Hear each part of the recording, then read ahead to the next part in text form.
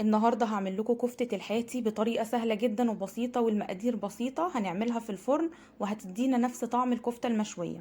هقولك ازاي تفضل متماسكة وما تفكش معاكي ابدا، وكمان شوية خطوات لو مشينا عليها الكفتة هتبقى ناجحة معانا. طبعا في ناس كتيرة بتحب تعمل الكفتة اول يوم العيد. هقولك ازاي تعمليها بطريقة مظبوطة وريحتها بقى هتديكي نفس نتيجة المشوية بالظبط. ان شاء الله الوصفة تعجبك، بس قبل ما ابدأ الفيديو ما تنسونيش بلايك وشير وسبسكرايب وتفعلي الجرس علشان يوصلك كل جديد. يلا بينا نبدأ وصفتنا ونشوف مقاديرنا مع بعض. اول مكون عندي وهو اللحمة المفرومة. اللحمة المفرومة انا عندي هنا نص كيلو. طبعا اي نوع لحمة مفرومة ممكن تستخدميها، مفيش اي مشكلة.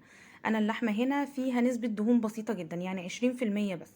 حطيت عليها بصلاية متوسطة مبشورة، وشلت السوائل بتاعة البصل على جنب وهنستخدمها. حطيت كمان نص حزمة من البقدونس على الكزبرة، وباخد الورق بس بتاعها. كمان حطيت طماطماية مبشورة، صفيت منها برضو المية بتاعتها وخدت التفل بتاع الطماطم بس. كمان حطيت معلقة كبيرة من النشا، معلقة كبيرة من البقسماط المطحون، نص معلقة بس تكون مليانة من الملح، نص معلقة من الفلفل الاسود، ونص معلقة من بهارات اللحمة. انا ما بحطش بهارات اكتر من كده. طبعا مية البصل ومية الطماطم هنستخدمها بس هنشيلها دلوقتي على جنب. البهارات اللي انا بستخدمها ملح وفلفل اسود وبهارات لحمة بس، انا ما بستخدمش اكتر من كده. لو طبعا هتزودي الكمية هتعملي كيلو هتضاعفي المقادير اللي انا قلت عليها. اهم حاجة عشان الكفتة ما تفكش معاكي ما تزوديش بصل ابدا. البصل لو زاد في اللحمة هتخلي الكفتة معاكي هتفك ومش هتبقى حلوة خالص ومش هتديكي نفس النتيجة اللي احنا بنجيبها من المطاعم بره. انا قلبت كده كل المكونات مع بعض. طبعا اهم حاجة في الكفتة عشان تبقى متماسكة وتديكي نفس التماسك بتاع المطاعم ونفس العضة كده بيبقى فيها. لما بنيجي نقطمها كده مش زي ما احنا بنعملها في البيت ابدا. الخطوة دي هي اللي بيعملوها، بيفرموا اللحمة كتير. هتجيبي كبة وهتبتدي تحطي المكونات اللي حطيتيها على اللحمة المفرومة كلها، وهتبتدي تضربيها في الكبة كويس جدا. انا حطيت هنا نص اللحمة الاول، هبتدي اضربها في الكبة وهوريكم شكلها يبقى عامل ازاي. بفضل اضرب فيها لحد ما تحس ان هي لمت على بعضها زي العجين كده وبقت عاملة كورة واحدة بالمنظر ده كده زي ما انتوا شايفين. الخطوة دي مهمة جدا جدا علشان تخلي الكفتة معاكي متماسكة وما تفكش. بالشكل ده كده هتحسي ان كل ما تضربي فيها اللحمة هتعمل خيوط معاكي، يعني زي ما بيقولوا كده بنسمغها مع بعضها، بنخلي المكونات كلها متماسكة. ولازم الخيوط اللي انا قلتلك عليها دي نشوفها في اللحمة وهوريها لكم دلوقتي. حطيت بقية المكونات، هضربهم بقى مع بعض كلهم كويس جدا، وتضربي فيها على قد ما تقدري. كل ما هتضربي فيها كويس جدا كل ما هتديكي نتيجة مظبوطة. طبعا مهمة معلقة النشا اللي احنا بنحطها ومعلقة البقسماط، بتخلي الكفتة برضو متماسكة معايا ما بتفكش معانا.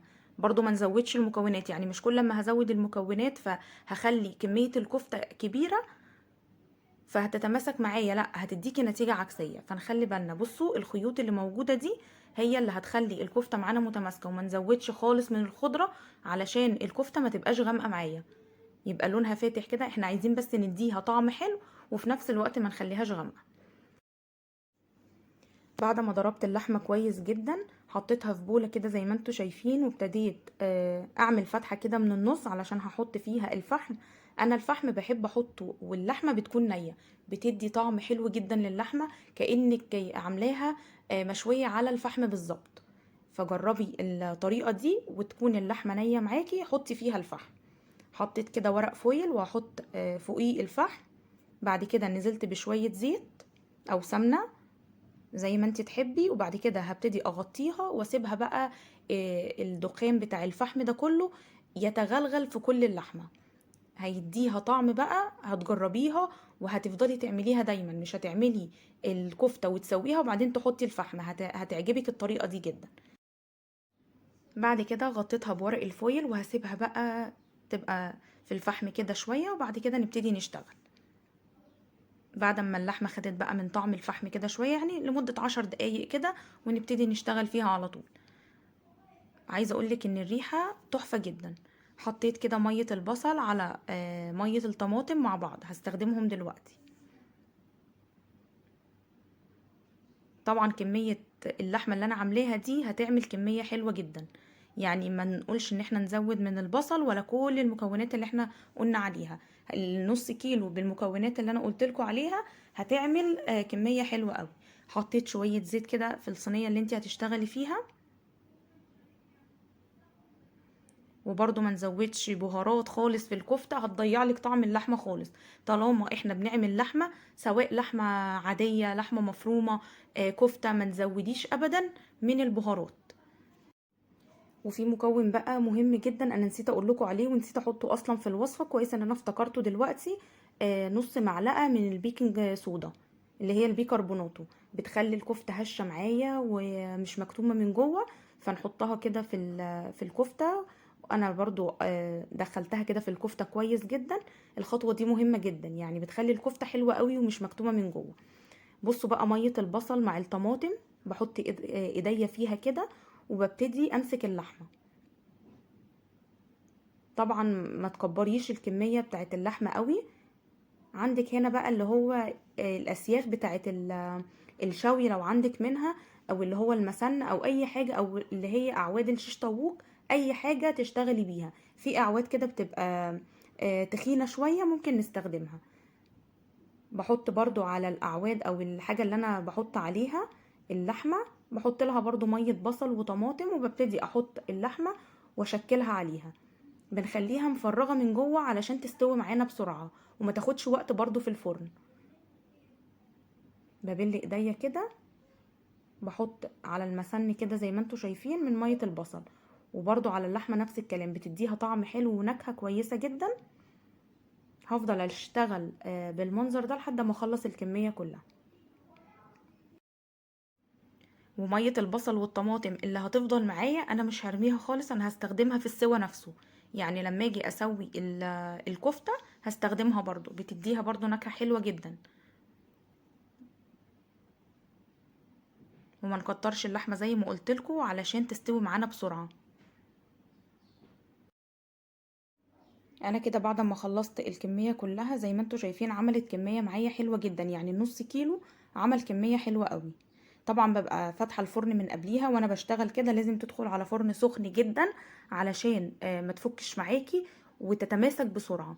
ببقى فاتحة الفرن على درجة حرارة 200، وبفضل مشغلة الفرن كده.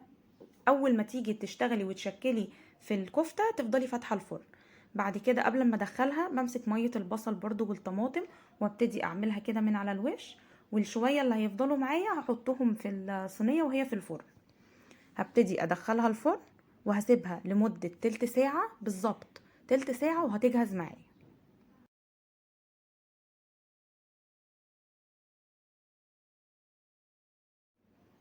بعد كده بطلعها من الفرن زي ما انتوا شايفين كده. ما بتاخدش وقت خالص، وما نسيبهاش كتير في الفرن علشان ما تنشفش معايا. هي تلت ساعة بالظبط وهتجهز معايا. بحط من تحت كده بقدونس، يعني زي ما بيبقوا حاطينها كده في المطاعم، بيحطوها علشان هي يعني بتمتص نسبة الدهون اللي بتبقى موجودة في الكفتة. بندي كده تلميع على الكفتة بس عند التقديم. كل الحاجات اللي نزلت من الكفتة دي نلمع بيها الكفتة بس لما نكون هنقدمها، بتديها لمعان حلو قوي، وفي نفس الوقت كمان بتديها طعم حلو. بتتقدم بقى مع رز بسمتي، ممكن تاكليها بعيش وطحينة مع السلطة الخضراء، طعمها تحفة جدا. انا كده خلصت الوصفة خلاص. يا رب الفيديو يكون عجبكم، ونخلي بالنا من الخطوات اللي انا قلتها. الكفتة هتطلع معاكم مظبوطة جدا، وما تنسوش تعملوا خطوة الفحم والكفتة نية معانا، هتديكم نتيجة حلوة قوي. بصوا بقى الكفتة عاملة ازاي، بصوا متماسكة ومش مفتفتة معانا. الخطوة اللي احنا عملناها ان احنا ضربناها كتير في الكبة هي اللي مخلياها بالشكل ده. بصوا تحفة جدا ومفرغة من جوه ومش مكتومة ومستوية، وما خدتش وقت خالص في السوا، يعني تلت ساعة بالكتير وتطلعيها من الفرن على طول. ما تنسونيش بقى بلايك وسبسكرايب وتفعلي الجرس علشان يوصلك كل جديد من وصفاتي. اشوفكم في فيديو جديد، والسلام عليكم ورحمة الله.